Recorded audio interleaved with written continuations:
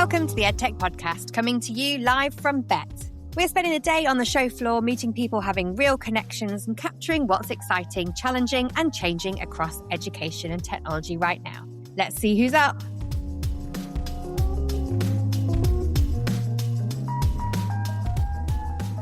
So we are here, day 2, and I have Vicky Merrick with us. Welcome to the podcast. Hi, Philippa. So good to see you.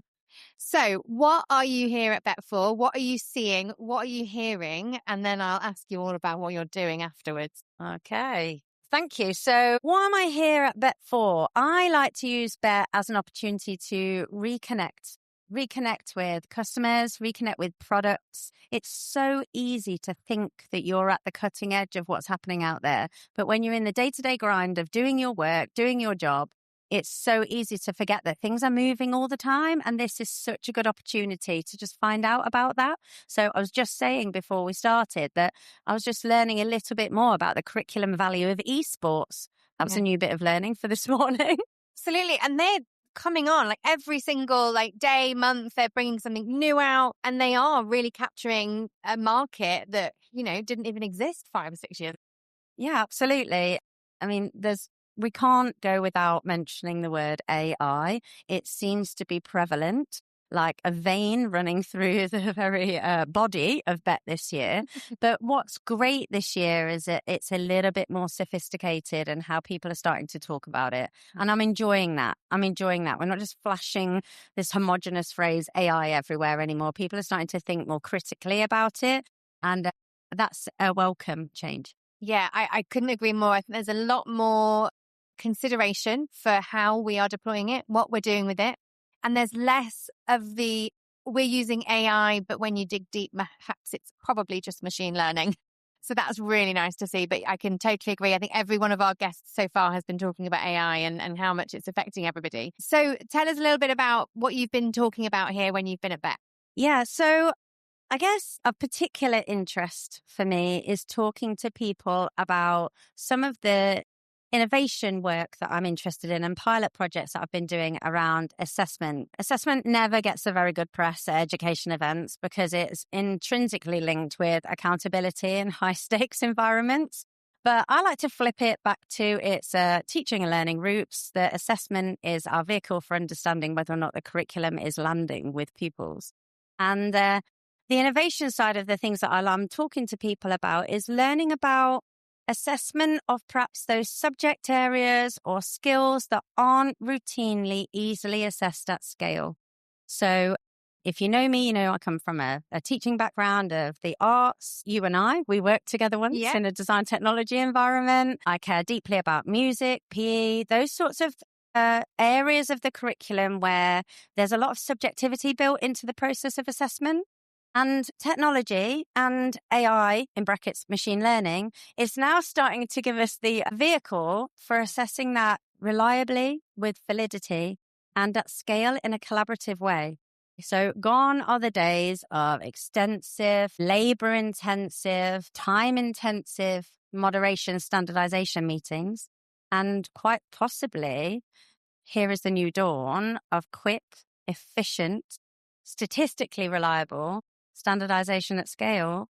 And I'm here for it. That's incredible. And as you've mentioned, we're in a design technology background at one point and work together. It's something from my perspective, those subjects are, yes, subjective, but so critical to learners' abilities, that the things that we need now, those skills that we're looking for, the future of our students moving into the real world of the job market, these are things that they really, really need. And assessment of that is intrinsically related to the success of those subjects. So tell us a little bit about the kind of, what does that mean? Like what was going wrong that we need to move it into something that people can tangibly understand and how to assess? Yeah, that's a great question. So the first thing, I'm not here to say that everything we've ever done is wrong. That would be rude. But what I am here to say is that if we think differently about how to approach assessment and how to, if I qualify what I mean by assessment, how to understand value in how we're teaching something, how to understand value in pupil outcomes, pupil responses, pupil work. That's what I'm talking about here. So historically, all we've ever known in our subject areas is extensive rubrics with difficult to interpret criterion referenced assessment. We've all been there looking at some words and trying to understand, is it level 1? Is it level 2? Is it level 3? And within that level, is it a 13 out of 15, a 14 out of 15, or a 15 out of 15? And it just isn't a science. Yeah. It is subjective and it is tricky and it requires lots of people to work together. So flip that to a new dawn. Flip that to introduce, walk in, gladly, comparative judgment in our subject areas. So instead now of trying to interpret difficult to understand criterion, now we are being asked to look at two pieces of work and using our subject domain expertise, just make a judgment as to which one is better based on the holistic statement that we're looking at. Now, humans are inherently built to judge, to compare two things. Which is better? You need training on that. Yes, you need to have subject domain knowledge, not taking away that at all. But imagine a group of 40, 50, 100 teachers, also known as judges, making that decision based on those two pieces of work. Which one is better? We can start to understand, statistically, we're never all going to agree on certain pieces of work, which is better. But statistically, we might get 80% agreement. Now, if you understand reliability scores, 80% agreement in a reliability assessment context is high reliability. We can have good confidence that that is a good judgment. So extrapolate that out to hundreds, thousands of items, pieces of student work spread globally across the world. We could now, using the power of technology and machine learning and understanding of comparative judgment, get a statistically reliable rank order of how we understand value in creative and subjective work in a fraction of the time of what we were able to do before. It's transformational. And the pilot projects that I've been running in the last year have really, really demonstrated that, one, not only is it technically possible, but two, teachers are finding value in this work. And that's the big learning, is how teachers have responded. I can imagine as well, because actually, I think my first interaction with marking work was when I was actually teaching already. And it was a case of, oh, well, here's the rubric, off you go. You were sort of just left out on your own, like, oh, you must understand it because you've got a teaching degree. And it's not as simple as that. And you do want guidance and support. And I can imagine them becoming kind of more of a community around that collaboration and that support of those kind of conversations, those professional conversations and judgments around, is this better, or, you know, which one is the one that I would give the higher mark to, and looking at that much more critically. So I wanted to tell me a little bit more about these pilots. So what have you found so far? They're hopefully going very successfully. Yeah. So first and foremost, the key for me is to find organizations, groups of schools who are interested in working together to explore difference. You have to be ready to think differently about assessment. You have to have the bandwidth. You have to have the interest. So I found some groups of schools, multi-academy trusts. You know, that's my sweet spot. That's where I work mostly. Groups of schools who are interested in exploring. So we've done a pilot in Key Stage 3 art and design. We've done an early pilot in Key Stage 3 music. We've got plans for pilots in design technology, and we've done a trial in PE. Now, working within Key Stage 3 gives us the most scope, because that's where the most agency is to think about how we assess and why we assess in that way. I'm not here trying to usurp the examination system, although I think we can influence it. And first and foremost, things we've been doing, a perfect example is we took 2,000 pupil items in Year 7 art and design. So they all worked to the same stimulus. They'd all covered the same core components of the curriculum. So therefore, there's validity in why to assess this at this point. Within, I think it was less than an hour, we'd got a reliability score of 0.89. That's 40 judges anonymously judging work of students across, I think it was 14 different academies. And we got reliability within that time. Now, I'm happy with the stats. Reliability is good. But as you said, and you hit the nail on the head earlier, the conversations that came after that was where the true learning was. So we had teachers not debating whether or not this methodology was secure. They enjoyed the methodology. We had teachers reflecting on how much more comfortable they felt in that it was a collaborative assessment. That child's future grade, decision, whatever inference we were going to make about that child's work, wasn't reliant on them as an individual making a very, very subjective judgment. But instead, they felt so much more secure that their judgment was one of many. and that many gave high statistical reliability. Now, I loved having statistics chats with art teachers, and we can do that, by the way. We often have two sides of our brains. I loved having that chat, and I love what came out of it, because what I saw, I wasn't expecting, was it flipped into deep, rich curriculum evaluation conversations. Yeah. Oh, that's interesting. How and why did you teach it like that? We were looking at people work, knowing that we had high reliability, and evaluating our curriculum, which was an unintended consequence. Obviously, it would be my dream for that to happen, to assessment to lead to curriculum evaluation. But it just happened organically. Yeah. And it was brilliant. We had schools from across the country. Yes, we brought them together to do this conversation. We had schools from across the country who'd never had that quality of conversation before, exploring the pedagogical choices and the pitch of the teaching that they were doing, and unpicking and questioning each other on how they were getting such high quality from one stimulus material to another. It was phenomenal. It was without a doubt the most surprising and exhilarating moment that I could just sit back and watch like a fly on the wall and say, that would never happen if we had each of those individual teachers sat alone in a room trying to interpret assessment criteria. Absolutely. That wouldn't happen. Well, it absolutely wouldn't. And the other thing to always consider, which I mean, you'll remember, as a specialist teacher, you teach almost everybody. If you're in a small school, you may well teach every single year group and every single one. And actually to have that ability to be able to see all of those students individually and really assess, as opposed to almost switching off at the assessment point, or not having that ability to kind of look further and deeper and have that collaboration. I know a lot of teachers at Key Stage 4 love that opportunity to have moderation discussions when they collaborate with other schools, because it sometimes is the only opportunity for that critical discussion. Whereas actually this is opening the doors for that to happen much earlier and potentially have a huge impact on students' confidence around their own abilities within those subjects as well, because it's less dependent on that one teacher and it's more dependent on a cohort. Absolutely. One of the validity aspects when you consider the validity of any assessment is the extent to which it is making the right, we're getting the right inferences from it. And a huge stakeholder in that is the actual pupil themselves and the parent and their understanding of how and why can we be confident that that is where I'm at. And you need to be able to see your work and how you're performing within a bigger sample. And that was creating that. The tacit knowledge that was being developed through the process of assessment between teachers, within teachers, the conversations that came from that, the ability to see how another teacher teaches the same component of the curriculum at a fraction of a second.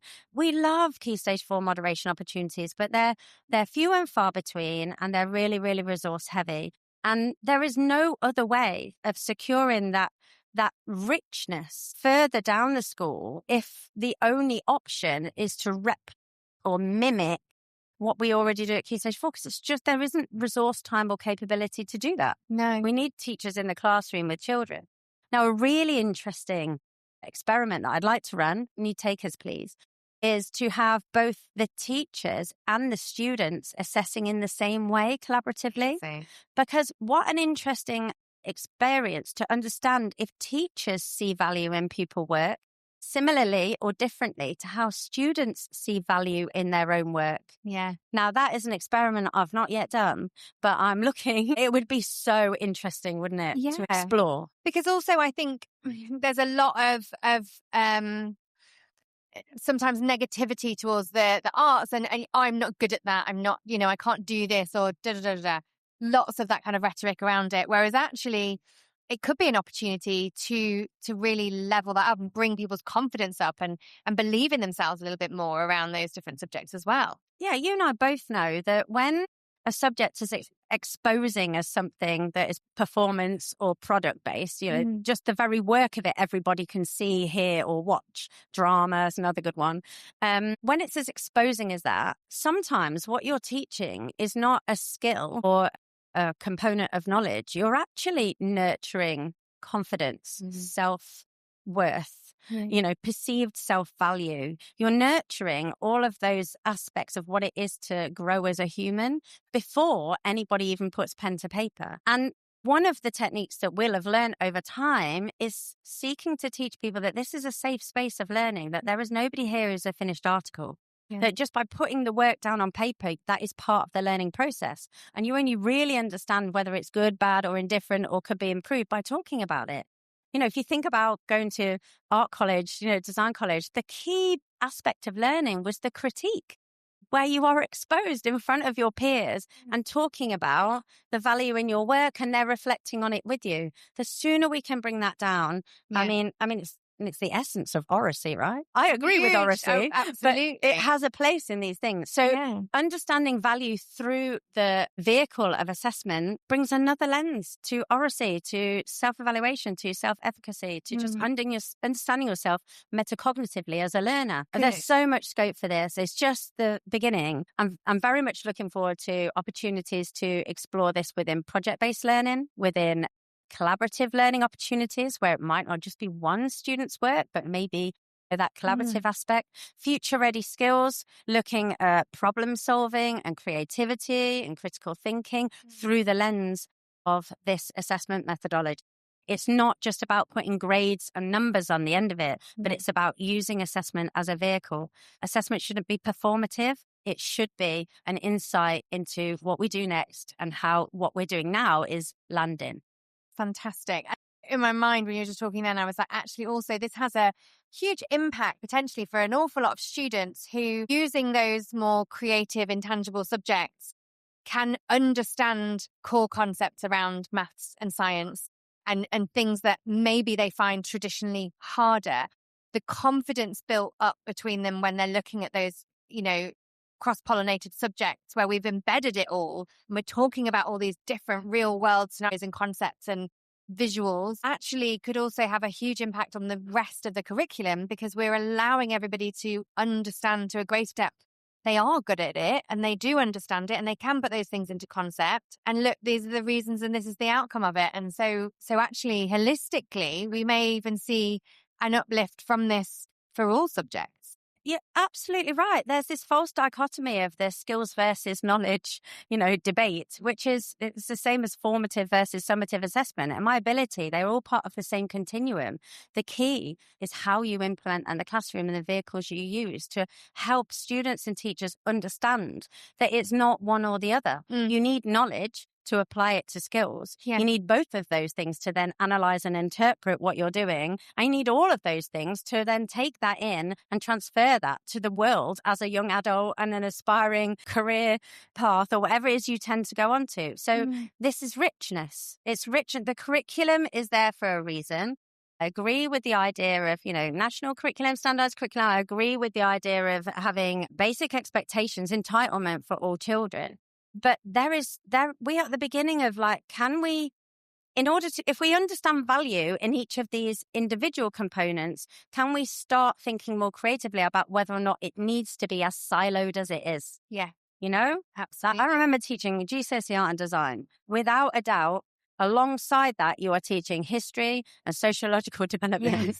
Without realizing that's not part of the curriculum, but you cannot teach, the modern era of art and design without talking about the Industrial Revolution. You can't. They're one in the same. And it's those things we can start to be a little bit more sophisticated with how we bring that further down into the curriculum and understand value. And that's what this is about: understanding value, measure what we treasure rather than treasure what we can measure. It's limiting, and it doesn't have to be like that just because it always was. It just doesn't. Yeah.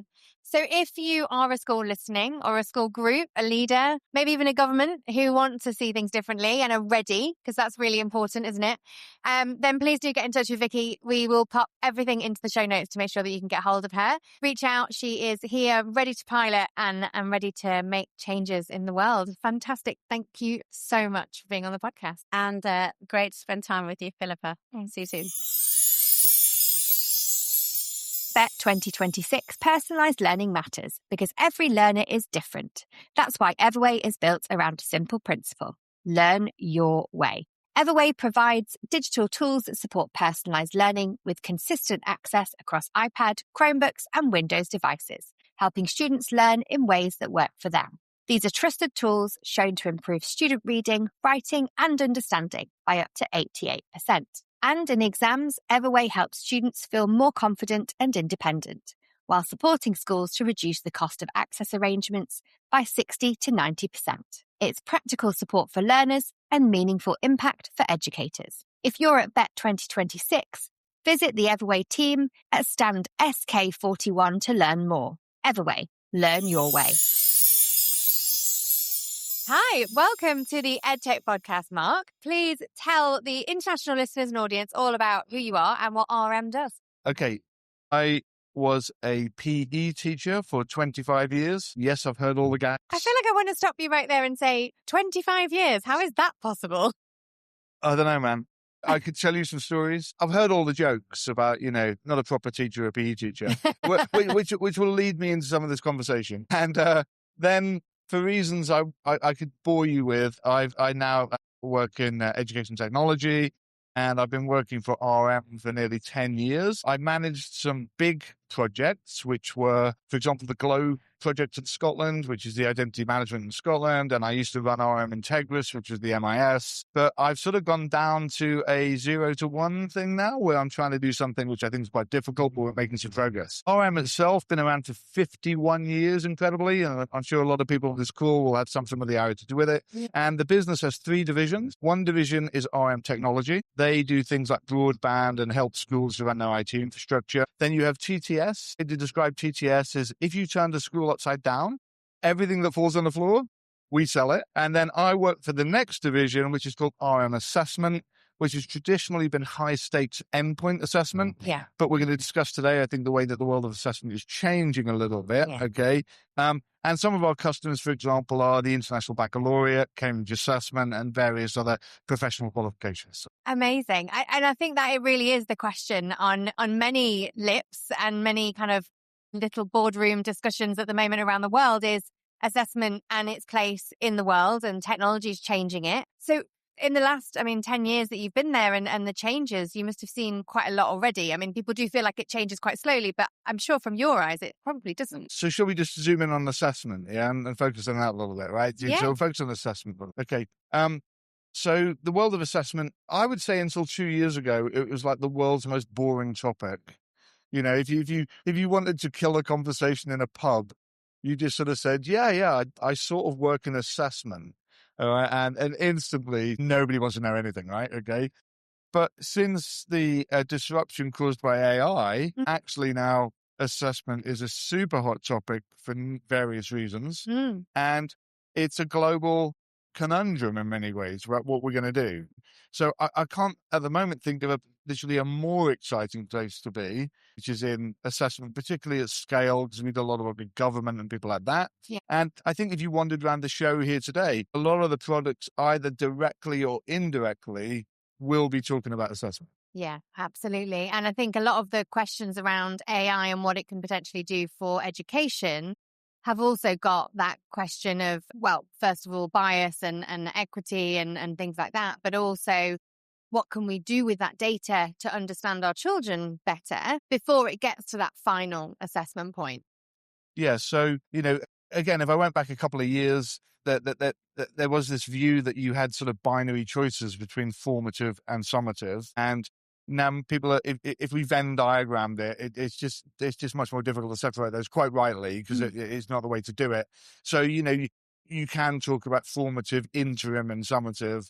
But if I was drawing it, it would be actually a fairly closely coupled Venn diagram now, which makes us think much more carefully, I think, around matters of curriculum and pedagogy, because, we're then going in towards issues of on-demand assessment, for example, and point-in-time assessment. And a lot of these questions are quite ethical and philosophical. The technology is not always the barrier, okay? It's more about, well, what do we want our education system to do, and how do we want the assessment to support that? So when you go internationally, there's some slight differences in that. Okay. So if you go to the United States at the moment, and I was at a 2-day event recently with a big provider, and the first day was more of a summative focus. So when they brought the guest speakers in, they were mainly from North America and the guys who deliver state assessment. So these are point in time, because they're very much into bean counting, right? Yeah. They like their beans and they like counting it. The following day, the focus was more on formative, and that had a Northern European slant. So it's almost like the culture also can influence, and as it should do, because essentially it's about, well, as a country, what do we want our education system to do? Yeah. And that should be reflected. Now, at the moment, we obviously have, that most of the tech is provided by North America. And I think that is both a risk and an opportunity. Yeah. And that's so right. Like, we had a conversation yesterday with somebody who was talking about the idea of the switch off. What would happen if they just went, you're not having that anymore, and turned it off? And so there is that power drive from there. And what is technology's influence on assessment going to be, and how is it going to help or hinder?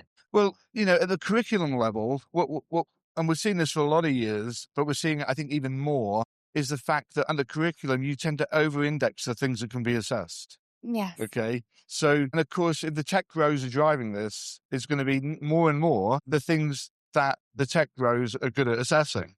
Okay. Now, what's interesting about that is that then what happens is that the curriculum itself is more heavily weighted towards what I would say are we tend to treasure what we can measure. So when I look at the balance of the curriculum, the key driver is what can we assess? Now, what's happening is in the world of AI, actually, the things which are more valuable are the things which are harder to assess. Yes.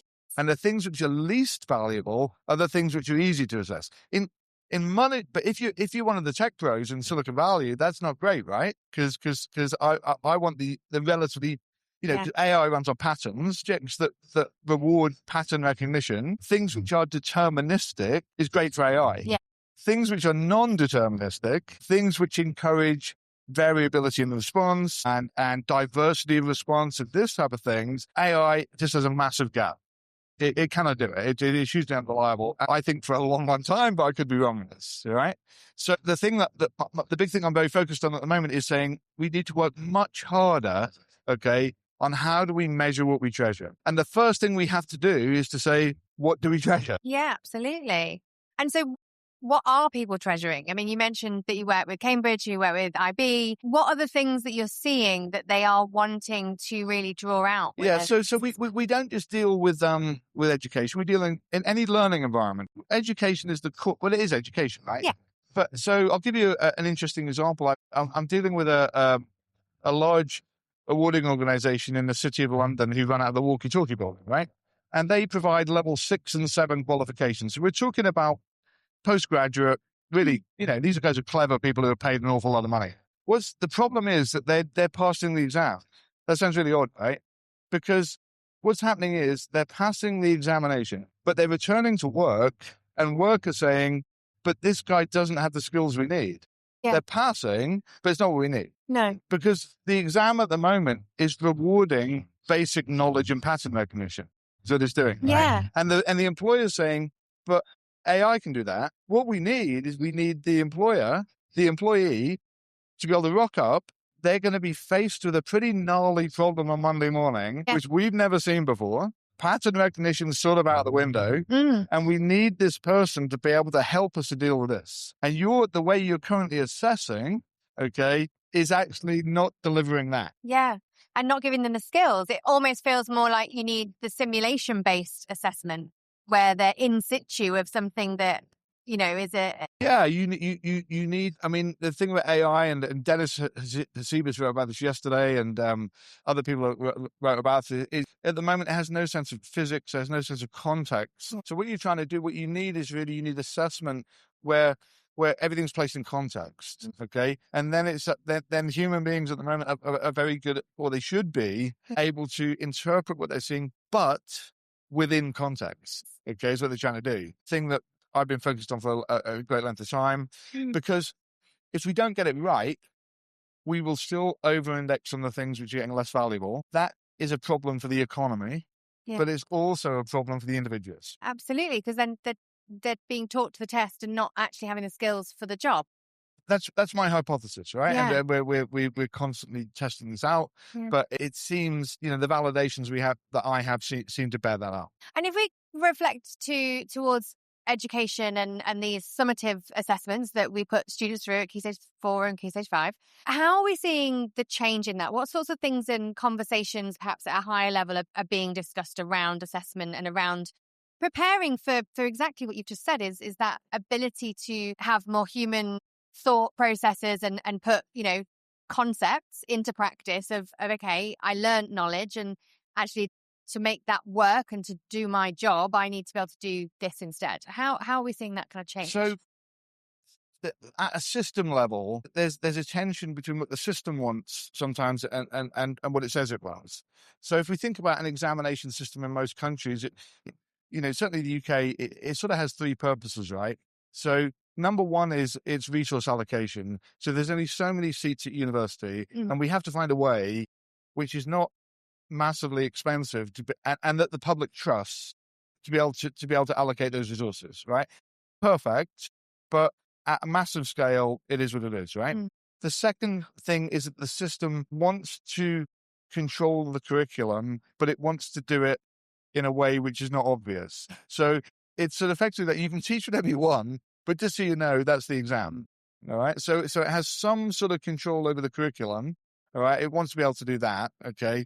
And the third thing is it needs to, in some way, demonstrate cost price to counter. What I mean by that is that when Bridget, for example, who I don't know personally, but when Bridget walks into the Treasury asking for money, there's a good chance she's following the roads minister. And the roads minister is going to say, if you give me £100 million, well, I'm going to build that bridge and it's going to bring in 150 million. Now, the Treasury running their spreadsheets, that makes sense to them.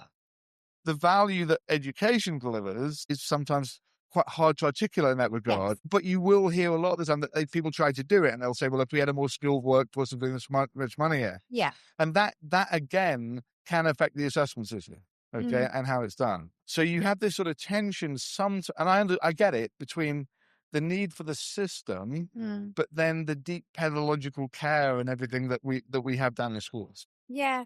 I think one of the things that it kind of gets me there is that, you spoke about, there's only so many places at university level. And there's obviously, so in my mind, yes, the investment's long-term in terms of governmental, but we know that if we invested in it in the right ways, that would have an impact. And yes, it might take 10, 20 years, but actually that outcome is, if no one starts it, we'll never get there. And so we kind of keep going backwards on ourselves. But if I come back to kind of those places in university, it just always feels a little bit unfair that the benchmarks, I guess, almost ultimately have to keep moving to only allow that many people to get through. So our systems and students can be getting better and more able, but our system will always stop them. It's sort of like a theory of constraints, right? It's that these constraints are real at the system level, okay? And I think when I was a teacher for 25 years, it's almost like the goal.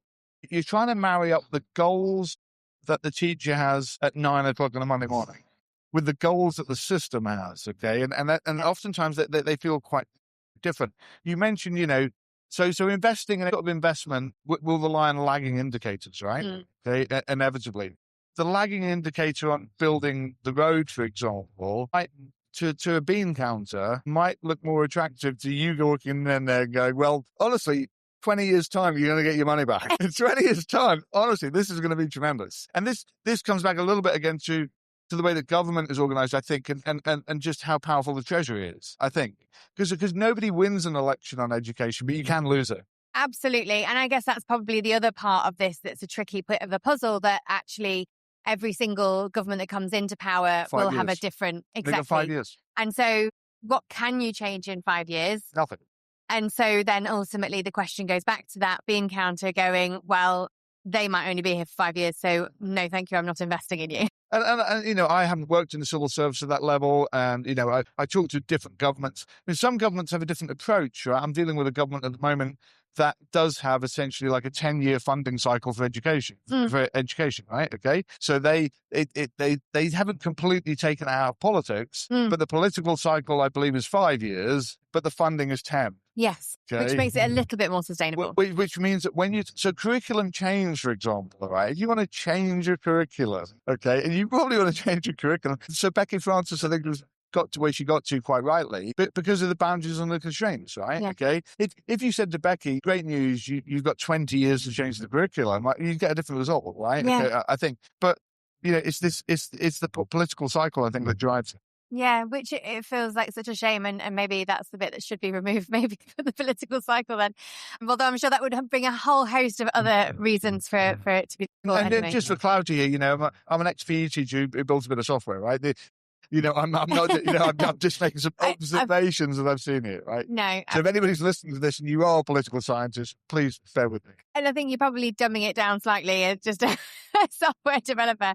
But I think ultimately there will be changes that we're going to see at various levels within assessment in education because of the influx of AI, but also this conversation around the change of skills, the change of the need and requirements that we're seeing across the board. We are looking at a future of people where a number or getting 100% on a test isn't the be all and end all. Actually, can you articulate what you learned and tell me in a Viva what that meant and how that meant what you thought? That is more important because I need you to be a human and to understand. What's my view? So if we go back to the example I gave earlier about the guys in the City of London, okay, why are they changing their curricula? Why are they changing their assessment? It's because it affects the bottom line. That's what happens, okay? If you're assessing people and you're sending them over to the bank over in the corner, and the bank over the corner is saying, this person is not what I need and it's affecting my bottom line, I can assure you the curriculum changes very quickly and the assessment changes very quickly, all right? So, and it's interesting, if you think about agility, in learning, it's not always the case, but that is perhaps a good example of where the agility is a bit more. Now, I think the question there is, I get it, that's a value stream, that's something which is valuable, but that surely can't be the only value. No. That there's an economic win here. Yeah. That can't be. I hope not. I hope it's more about people. Absolutely. So you obviously work globally. What kinds of things have you, and are you able to speak out that you've seen kind of change or exciting things that may be on the horizon? I think for me, it is the most progressive people I've seen are the ones who actually go right back to what do we value as a country, okay? What do we actually value, right? And how can we produce more of it? Yeah. That's the deal, right? If you're further upstream and you haven't had that conversation, then really you haven't got to the root of the problem, right? If there is a problem, right? Because that should be the end game, right? It's like, it's because I would assume that what we as a nation value would be a bit different to North America, right? Yeah. Which is fine. But if we simply ingest a North American technology and other things to this country, then really we are also ingesting their values into this system. Yeah. Okay. And the more the countries who I'm more impressed by have spent a lot of time valuing. So one of the things that I've seen quite a lot in some countries is the message has been, we really value local context. Really important, right? We really value local context. And the reason for that is because what they've found is their education system has been urbanized. Yeah. So in other words, there's some countries I'm dealing with in Eastern Europe where there's a few big urban conurbations, but the bulk of the population are actually in a rural place. Yes. But the education system is largely driven by the urban population. Yeah. So what they've gone right back to is to say, okay, what do we value? And then how do we allow people in the rural environment to reflect that in a slightly different way to the urban, but they're equally contributing. Yeah. Which is vital because there's an awful lot of countries I work with that are like that are, like you say, are based on that kind of where most of the tech is, most of the investment, most of the kind of higher earners live, etc. And actually then it's a very unequal opportunity for those more rural areas that are less connected. So a good example of that is if you have a large indigenous population, which is superseded by a, so we can think of countries like Australia and New Zealand, these sort of places, perhaps. Okay. And again, these I'm not in any way evidence of this. I'm just pontificating a little bit. Okay. And let's say for example, we were assessing arts, right? We were assessing art, right? Okay. I would assume that the bulk of the art that has come through over the past 50 years has had a white European influence to it, right? So is it surprising, therefore, that the cultural and not cultural, the way that the indigenous population perhaps see value is not reflected in that? Yeah. That seems reasonable. And the more the more progressive countries are dealing with are saying it's not that one over the other. It's like both of them. How do we do something so that they're both valid? Yeah, and that they're both reflected in that culture as well. Yeah. They're both, and the assessment system, that's a challenge. So there's a lot of talk at the moment about AI and the inherent bias it has. You know, well, it will have bias. Yeah, it's going to have it. Okay, you know, and I think even the people producing these foundation models will recognize that, and that's not necessarily a problem, but not being aware of it, I think, can be the problem. Yeah, absolutely. But I do agree. I think what I see a lot of more recently working with governments and working with school groups as well and edtech companies is that awareness that we can't just plonk ourselves into that country as a UK or a US or wherever product. And we do need to bring much more of a diverse understanding and awareness and values from that place and that country so that we can support learners to understand more about themselves, to have more of a belonging sense so that then they're able to connect more when it becomes So that's very interesting in terms of like being a supplier. So, you know, it can't always be the case, right? But a lot of the times your starting point should be, so what do you value and what problem are you trying to solve? And a lot of times you'll go there and you'll just get blank. Yeah. It's like, no. What do you value? What problem are you trying to solve? Yeah. And then when you're building your software, you should be trying to make it highly configurable. Yeah. All right. So you can say, well, okay, here's the software. Okay. But you can now configure this in a way which is right for you because you're the domain expert. Yeah. Okay? I think if you take that sort of approach, you're more likely to do. Yeah. Yeah, absolutely. And I think it allows more connection as well, ultimately, which within assessment is also really vital because it helps people to be able to understand it to a deeper level and connect to it more so that they can excel. Well, I think. So what am I saying? I think if you talk to teachers, right, they are all in on the pedagogy. They love it. They love it. Next to that, they're all in on the curriculum. They're all on the curriculum. But the assessment just seems hard. It's just hard. All right. Okay. It's just hard. But the thing about it is that the assessment will wash back to the curriculum and the pedagogy. So part of the job as well has to be to give some sort of empowerment and make it easy down to that level where when we're considering making change to our school, we're equally as confident about talking about the assessment as we are about the curriculum, we are about the pedagogy. Yeah. Okay. And there's a lot of, when I came into the assessment world, you know, there's just a whole heap of layers of terminology and stuff. And I'm the type of guy who just continues to ask why. I don't understand why you're using that long word because I don't get it. You know, the word psychometrician is still a word which I just, you know, I'm sure. But it's vital within assessment. This is it, right? Okay. To all my psychometrician friends out there, please, I'm not rushing, but it's just a good example, I think, of a word. If you went into a school and you spoke to an average teacher and said, hello, I'm a psychometrician. Yeah. Okay. I'm not sure that's. Absolutely. Help, right? In the same instance, I think my husband laughs at me because I use the word pedagogy and cohorts. And so when he's pretending to be a teacher and have a teacher discussion and mimicking me, those are the two words that he uses in a sentence. Words matter.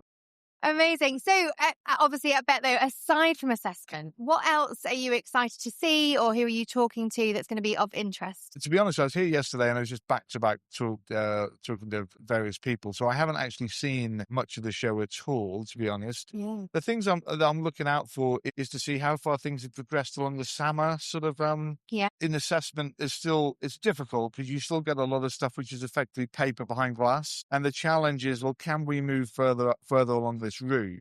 So I'm interested to see whether that is in fact happening because it's really hard. It's really hard to move further up. So that would probably be my thing. Amazing. That's wonderful. Thank you so much for your time today, Mark. It's been wonderful speaking to you. And I know that our listeners are going to really enjoy it. So thank you. Thank you very much. This episode is supported by Edruption.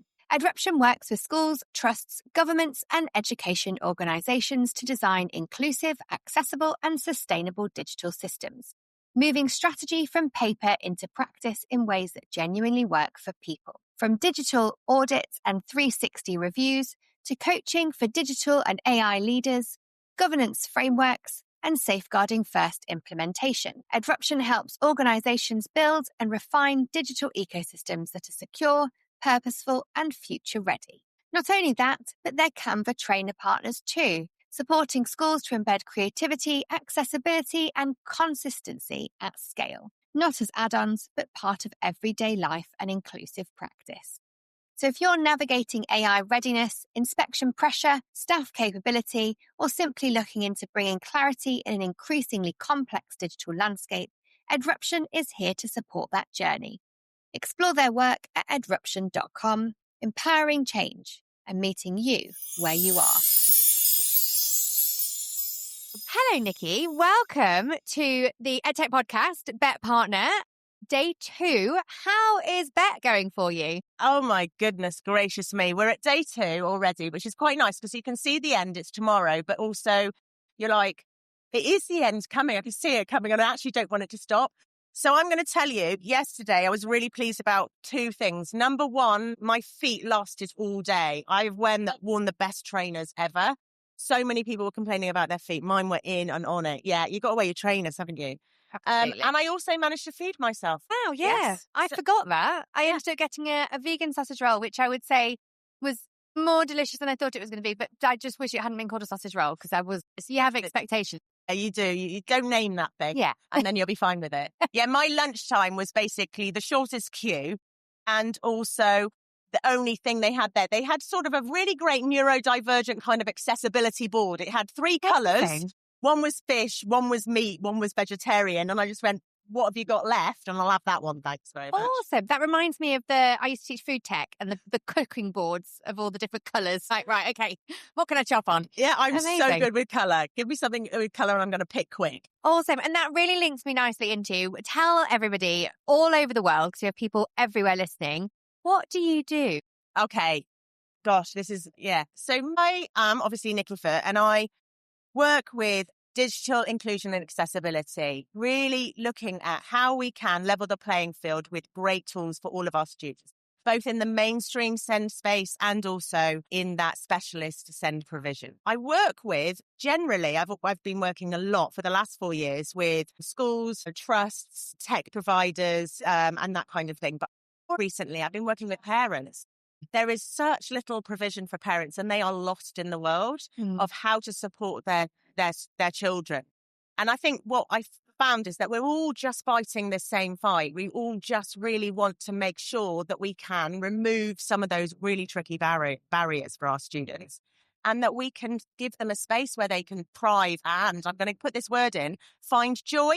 I really want to make learning a joyful place for people. At the moment, what we're seeing is that joy is left out because it's just stressful.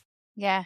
And we were literally just before we came on to record talking about being dyslexic. And that was definitely something that was not part of my vocabulary, let's say, when I was at school, because I just constantly felt like I was letting everybody down. And actually, one of my biggest passions around accessibility tech is the fact that gives that opportunity, that ability to go, I can do this. I don't need to keep, I want to say bothering someone because that's how I felt. Yeah. But asking for help, actually that agency, that ability to go, really get this. And I love it. And I can show it in so many different ways. And, you know, as a founder of my own company, I do things in so many different ways that I would never have thought were possible. And it's those things, isn't it? Telling people about those things and allowing those sort of scaffolds for people. I think as adults, if you look at how we organise the world around us, how we get on with our life is so personalised because we have access and agency over what we want to choose and how we manipulate those tools in our daily life and our professional lives. But I think with our students, what we're doing is we're inflicting, I'm not sure that's quite a harsh word, but I think we are really giving them very limited choices and we're presuming that their brains or their understanding of the world around them is how we might see it. So I see a lot of teachers teaching from that safe space of where their brain is connecting to the learning or how they need to scaffold the learning in order to protect their own energy. And I think that what we really need to do is be much more flexible and say to our students, right, let's really understand how you learn. How are you going to piece together the really complex ideas in whatever we're learning, put them together in different ways, that multimodal piece. Yeah. And how can we give you a range of tools that you know is going to work for you? And that is not going to look the same for everyone in that classroom. I think that's a really scary place for a lot of teachers. Yeah, especially that idea that, I could have 32 people sat in front of me and they're all doing it a bit differently. Absolutely. And how am I going to collect the information? How am I going to get that data? How do I know that they've all been successful? How do I know that they're not going to be multitasking me and doing a whole load of other things? Yeah. That's terrifying. Yeah.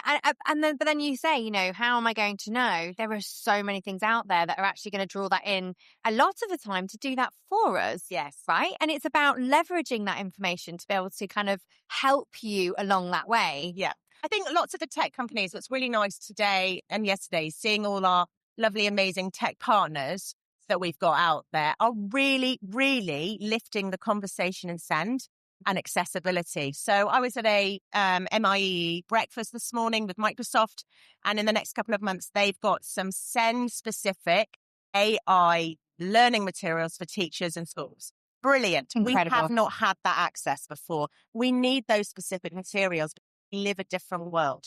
And our students are trying to cope in a world that's not really fit for them at the moment. And I think that looking at all our tech partners, seeing how they are editing their tools so we can create those spaces with guardrails for them, that's really important. Yeah, absolutely. It's fantastic to be able to hear that that's happening. I work with a lot of edtech companies, and I love the fact that there is really at the forefront of people's minds now is that accessibility and supporting inclusion. Yeah. And making sure that students can use those tools to help them to learn and to be able to be, really excellent in what they're doing. What kinds of other tools are you seeing out there that you're really impressed by? I think when you look at, so yesterday, oh my goodness gracious me, Canva. Hello. I went and sat on the floor at the front and watched Canva demo yesterday. And I've played around with the Canva code just for myself, but I had no idea how brilliant it is. So Canva's really lifted itself up in order to look at AI for visual materials. And I've always been such a big fan, being dyslexic. Visuals are huge for me. I need to embed knowledge in my brain in multiple ways. Visuals are a huge part of that. But now we've got Canva code. So a teacher, for instance, and this is one of the examples yesterday, wants to create an options block. So students can choose in, say, year 7, what options for GCSEs they're going to be doing. And actually, 2 of the options can't be on the same options block because they're going to conflict with timetabling issues or teachers. You type that in a very simple sentence. I need you to create me an options block for year 7. And I need you to be able to make sure these 2 subjects don't go in the same box. And then and then it will just create it. And then if you put in the sentence, please make sure I can edit the style of this in Canva. It will put a style choice in. Please make sure you put a button that explodes with confetti. I mean, I don't know why you would do that, but just imagine. For fun. You can share it to a website. Yeah. You can share it to a document. You put it in an email. Incredible. It's amazing. The access is just phenomenal. I feel like there's a lot of people who've sat doing timetables for days on end who are just going to go, they're going to cry. Wow. Like, that is literally. Amazing. Yes. But you hear of people literally, I've got friends who lock themselves away for 2 weeks while they work out timetabling. I have never understood the timetabling people. Your brain must be a jigsaw puzzle. What do you dream of at night? My goodness, honestly. I know of somebody who used to print it all out and put it on the floor and actually literally work it out like a jigsaw puzzle before they put it into a computer system because they just had to visually put it into physical pieces of paper for themselves. Honestly, I don't understand how their brains work. Yeah. I could not do it. I would get lost.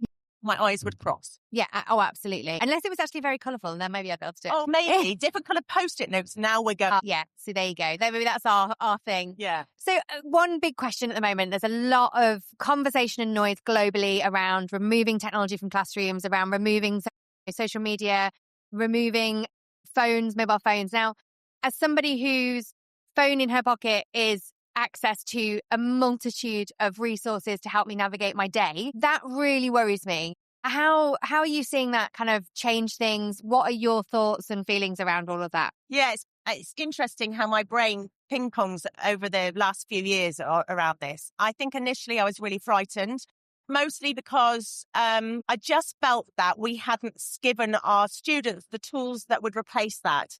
So if you think about our students, for instance, who do need those extra tools in order to access the accessible world that they live in at school, have we provided something else? To be honest, I don't think our students use their iPhones in the same way you and I do. I know my children don't. I've got a 20-year-old, an 18-year-old and a 17-year-old, and they are all absolutely unable to use their phones for anything but Snapchat and delivering, as far as I can work out. That's it. So I think the conversation, when I've seen the pouches, I spoke to Yondel yesterday, I had a lovely, lovely lunch with, randomly, a lady from Yondel.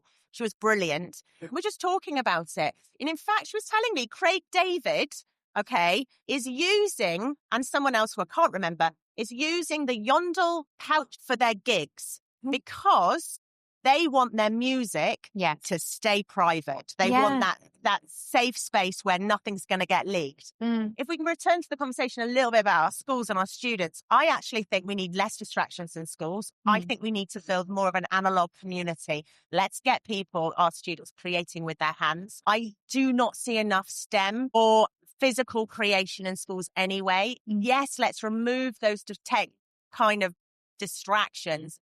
But also, as another conversation, what are we putting in place so that our students can really learn to be using our digital responsibly, usefully, purposefully, authentically? And as you say, there's that gap, isn't there, of are we teaching them how it's a tool and not just a resource for information?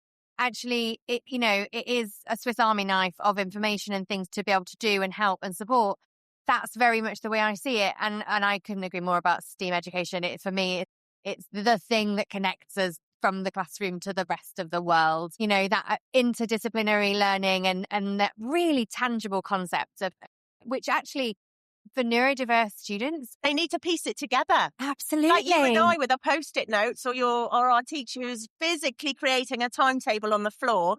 We need to get all of those pieces out. When I worked in Singapore, I created a makerspace for the school with a great friend of mine. And we just had everything in there, sticks and straws and glue. But we also had some of the great little robotics and Lego and things they could play with and iterate. And the creations that the students would go in having no idea what they were going to do, but end up coming back again and again and again and again to build on a project that lasted them collaboratively as a group.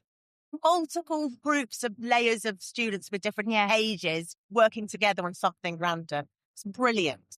Fantastic. We had Taskmaster here yesterday who were talking about really similar things, that whole idea of just random concepts being brought to them to kind of go, right, what do you think? How are you going to do it? What are you going to say? How are you going to justify it? These are the sorts of things that STEM education bring out. And they allow us to really go, okay, I get it. I understand that concept now because I've been able to really put it into practice and have those conversations as a human. I read a book a long time ago about creativity and it was really interesting. It's one of my favorite books. It's by the guy that's got the really long Russian name. If you're interested in it, you'll know if you know.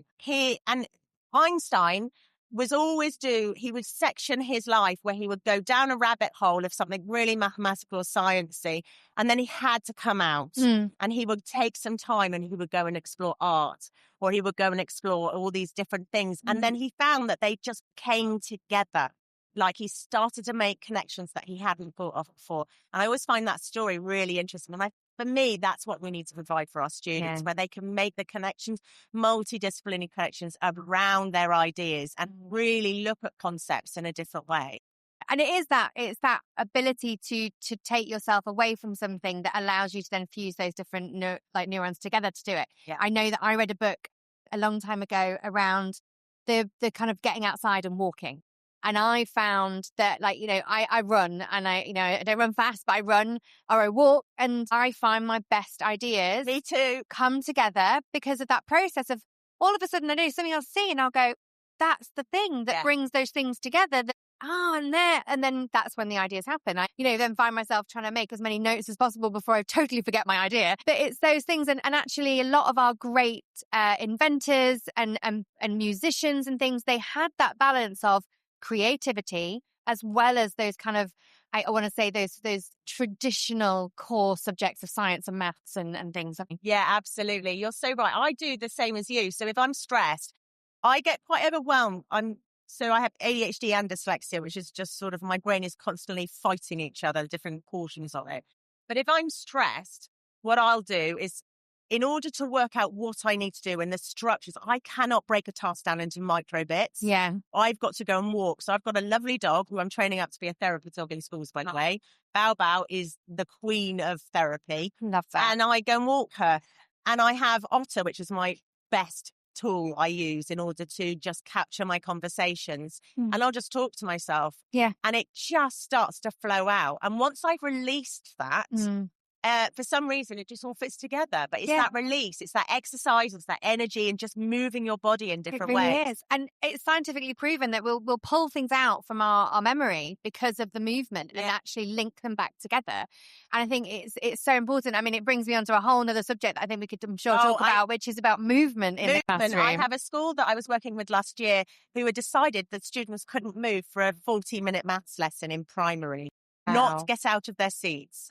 And for me, that was a really challenging conversation. That is absolutely crazy, especially at primary age. I mean, I think horrifying that we did that at secondary age as well, but especially at primary age when fidgeting and moving and wiggling and fidgets. I've got a little necklace around my neck that my great friend Nicky Hambleton gave me, and it is a fidget necklace, so I can twiddle it. Is it? Yeah, I've seen the rings that you can get. I love it so much because I'm such a twiddler. Yeah, and I love a doodle. Like, I'm a big doodler. Like, it can be the most random thing, weird shapes, swirly bits and patterns. And often, I remember as a middle leader in a school in the UK, I'd often get people say to me, stop doodling, stop doing that. And I'm like, well, no, because actually I'm focusing on that helps me focus on what you're saying. Yeah. And then I'm processing it and then I can answer a question or ask a question.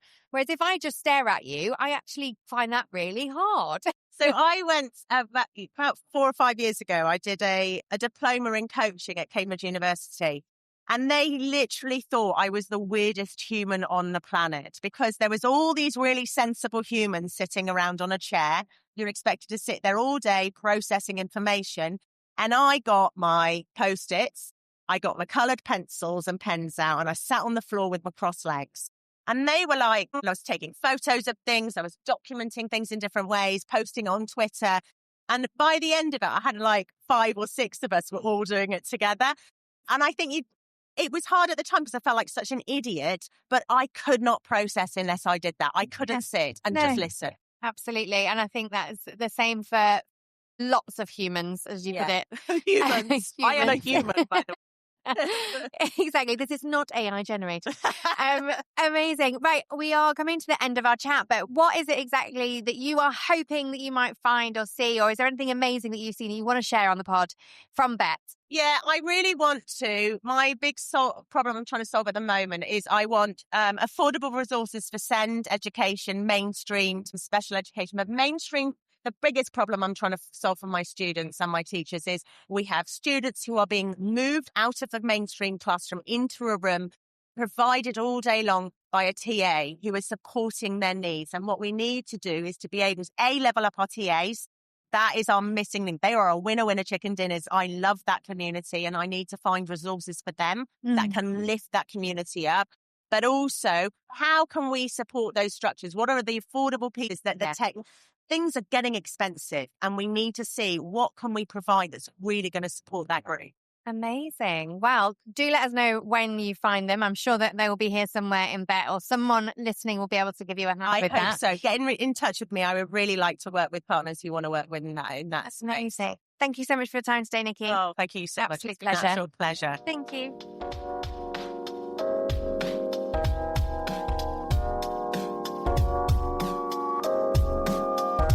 And that brings this Bett conversation to a close. These moments, ideas and voices are what Bett is all about, and we're glad to be sharing them with you. Keep listening for more conversations recorded live from the show.